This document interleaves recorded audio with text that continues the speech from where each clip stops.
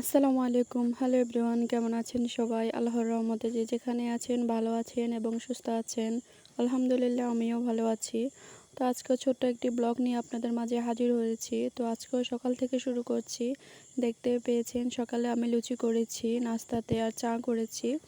তো এই তো দুপুরে রান্নার জন্য চলে এসেছি। আজকে তেমন কিছু রান্না করি হয়নি, একটাই রান্না করেছি লাউ চিংড়ি। যেহেতু আজকে আমার দুটো কেক ডেলিভারি আছে, তাও আর্জেন্ট, সেজন্য দুপুরে একটু হালকা রান্না করে কেক ডেলিভারির জন্য প্রসেসিং করছি।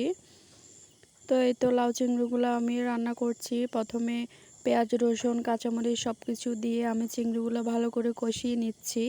তো এই তো চিংড়িগুলো কষানো হয়ে গেলে আমি লাউগুলো দিয়ে নিয়েছি। লাউগুলো আর একটু কষিয়ে এই তো পানি দিয়ে আমি লাউগুলো রান্না করে ফেলেছি।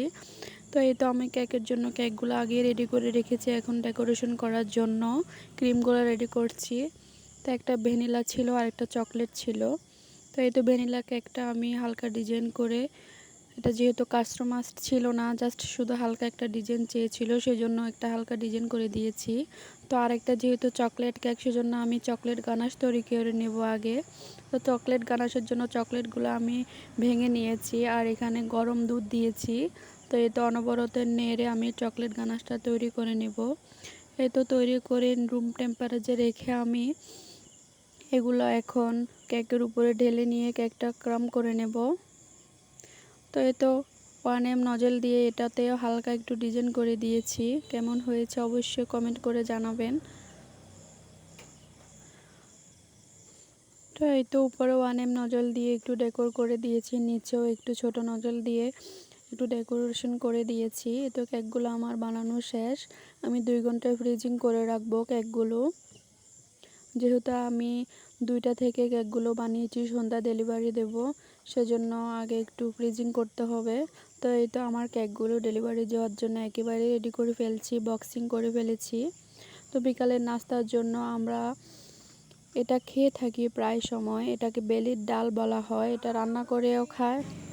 আবার আমরা ইফতারিতে চনা বুট বা বিভিন্ন সময়ে যে মুড়ি দিয়ে খেয়ে থাকি, সেভাবেও ওগুলা খাওয়া যায়। সিদ্ধ করে আলু দিয়ে বুটের মতো ভাজি করে খাই আর কি আমরা মুড়ি দিয়ে, খুবই ভালো লাগে জিনিসটা। অনেকে হয়তো চিনবেন, অনেকে হয়তো চিনবেন না। তো এই তো বিকালের নাস্তাতে আমি এগুলাই করছি।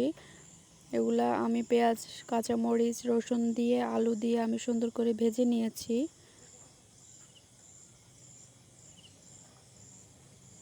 তো আমি যেহেতু নতুন ব্লগিং শুরু করেছি, প্লিজ আমাকে সবাই সাপোর্ট করবেন, পাশে থাকবেন। আমার অনেক ভুল ভ্রান্তি হয়ে থাকে, প্লিজ ক্ষমা দৃষ্টিতে দেখবেন। তো এই তো এগুলা খাওয়ার জন্য আমরা শসা কেটে নিয়েছি। শসা কেটে মুড়ি দিয়ে তো মাশাল্লাহ অনেক সুন্দরও লাগছে দেখতে, খেতেও আলহামদুলিল্লাহ অনেক মজা। সন্ধ্যার নাস্তাতে এগুলাই খেয়েছি, আর একটু দুধ খেয়েছি বিস্কিট দিয়ে। তো এটা আপনাদের ভাই আর আমি খেয়ে নিচ্ছি সন্ধ্যার নাস্তা। তো আজকের ব্লগটা এই পর্যন্ত। সবাই ভালো থাকবেন, সুস্থ থাকবেন, আমাদের জন্য দোয়া করবেন। আসসালামু আলাইকুম।